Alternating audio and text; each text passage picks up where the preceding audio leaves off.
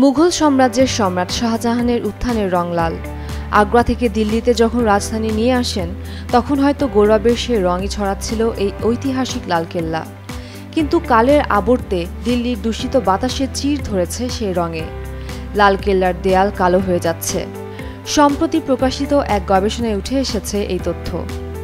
গবেষকরা জানিয়েছেন, বাতাসে ভেসে থাকা দূষক কণার সঙ্গে রাসায়নিক বিক্রিয়ার ফলে লালকেল্লার লাল বেলে পাথরের দেয়ালে তৈরি হয়েছে কালো আস্তরণ। সময়মতো ব্যবস্থা না নিলে এই আস্তরণ স্থায়ীভাবে দেয়ালের সূক্ষ্ম খোদাই ও নকশাকে নষ্ট করে দিতে পারে। গবেষণার মূল তথ্য। ভারত ও ইতালির গবেষকদের পরিচালনায় 2021 থেকে 2023 সাল পর্যন্ত এই গবেষণা করা হয়।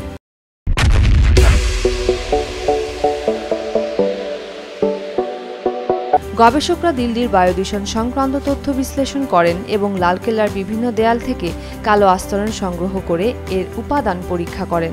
দেখা গেছে এই আস্তরণের পুরুত্ব 0.05 মিলিমিটার থেকে 0.5 মিলিমিটার পর্যন্ত।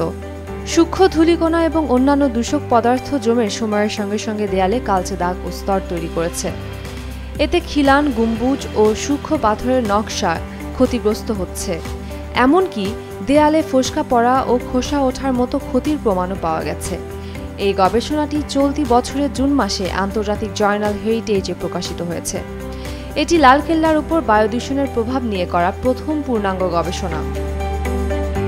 বিশ্বের সবচেয়ে দূষিত শহরগুলোর একটি হল দিল্লি, যা প্রায় তার ভয়াবহ বায়ু দূষণের কারণে আলোচনায় আসে, বিশেষ করে শীতকালে।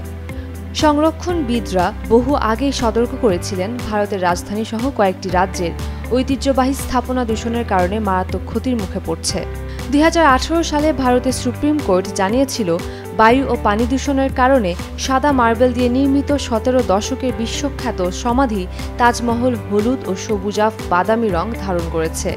তখন আদালত উত্তরপ্রদেশ সরকারকে দ্রুত সংরক্ষণমূলক পদক্ষেপ নেওয়ার নির্দেশ দেয়। এখন একই সতর্কতা দেয়া হচ্ছে দিল্লির প্রতীক স্থাপনা লালকেল্লার জন্য। মুঘল সম্রাট শাহজাহান নির্মিত এই দুর্গ ভারতের অন্যতম জনপ্রিয় পর্যটন কেন্দ্র। স্বাধীনতার পরদিন অর্থাৎ 1947 সালের 16 আগস্ট প্রথম প্রধানমন্ত্রী জওহরলাল নেহেরু এখানেই জাতীয় পতাকা উত্তোলন করেন। তারপর থেকে প্রতি বছর স্বাধীনতা দিবসে ভারতের প্রধানমন্ত্রী লালকেল্লার প্রাচীর থেকে জাতির উদ্দেশ্যে ভাষণ দিয়ে আসছেন। উমের রুম্মান, ক্রান্তি, ডেইলি সান।